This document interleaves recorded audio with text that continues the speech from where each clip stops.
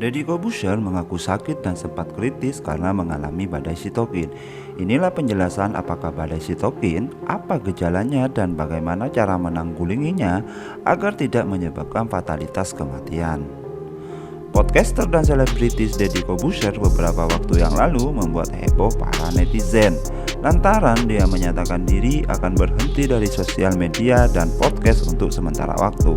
Publik pun kaget, pasalnya ayah Aska Corbuzier ini memiliki podcast yang sangat terkenal di YouTube dengan subscribers sebanyak 15 juta orang dengan narasumber orang-orang hebat, mulai dari artis hingga pejabat negara. Kehadiran video mantan suami Kalina Oktari ini sangat ditunggu-tunggu. Karena alasan yang tidak spesifik, maka netizen mulai menduga-duga apa kira-kira yang membuat Deddy Corbuzier berhenti dari sosial media. Ada yang menduga Deddy akan fokus membersamai anak sematawayangnya.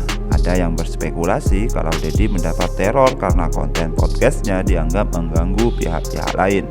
Tapi ada juga netizen yang menduga mungkin mantan mentalis ini sedang terkena COVID-19.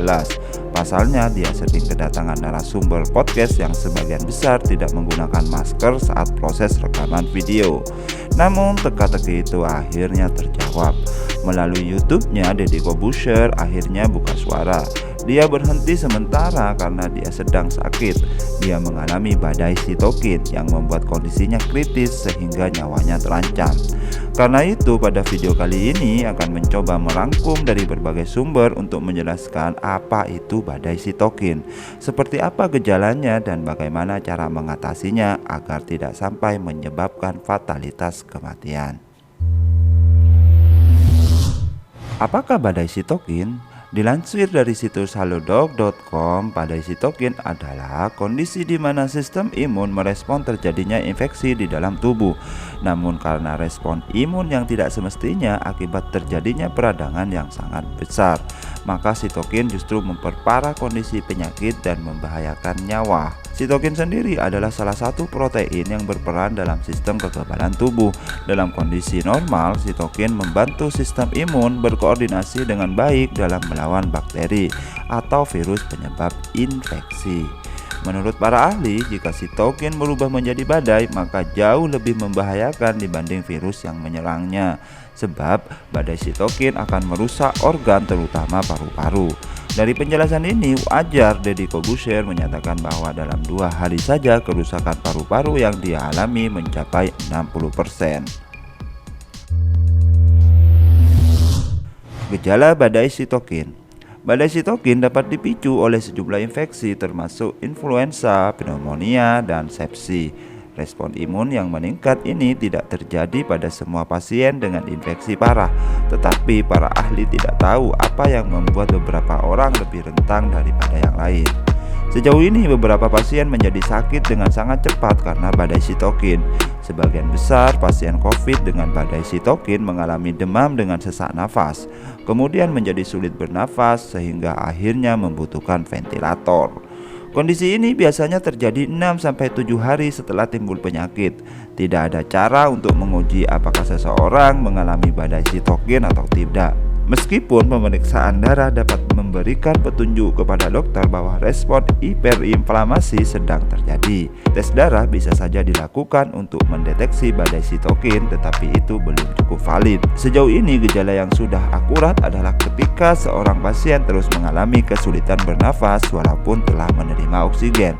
Badai sitokin adalah komplikasi umum yang tidak hanya terjadi pada pengidap COVID-19, melainkan bisa terjadi pada pengidap flu dan penyakit pernafasan lainnya. Badai sitokin juga memiliki keterkaitan erat dengan penyakit non-infeksi seperti multiple sclerosis dan pankreatitis. Fenomena badai sitokin menjadi lebih dikenal setelah wabah virus flu burung H5N1 pada tahun 2005, ketika tingkat kematian yang tinggi dikaitkan dengan respon sitokin tidak terkendali. Badai sitokin bisa jadi penjelasan kenapa beberapa orang memiliki reaksi parah terhadap COVID, sementara yang lain hanya mengalami gejala ringan.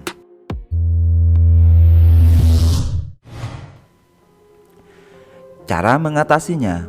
Untuk mencegah terjadinya badai sitokin, beberapa jurnal ilmiah menyarankan penggunaan suplemen seperti vitamin C, vitamin D, dan omega 3.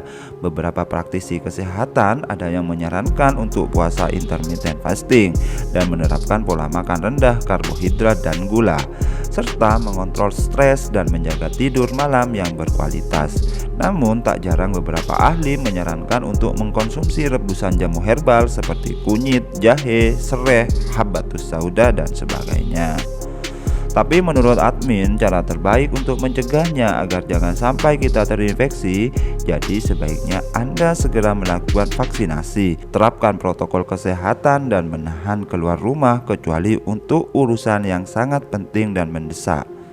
Selain itu, terapkan gaya hidup sehat seperti menghindari stres dan begadang, rajin berolahraga, melakukan puasa intermittent fasting, dan menghindari konsumsi makanan tinggi gula dan karbohidrat. Dan jika Anda mengalami beberapa gejala seperti kedinginan atau menggigil, kelelahan tanpa sebab, pembengkakan di tungkai, merasa mual dan muntah, nyeri persendian, munculnya ruam kulit, mengalami kejang, dan batuk dengan nafas yang sangat cepat, maka sebaiknya segera ke rumah sakit agar segera mendapatkan penanganan medis yang tepat.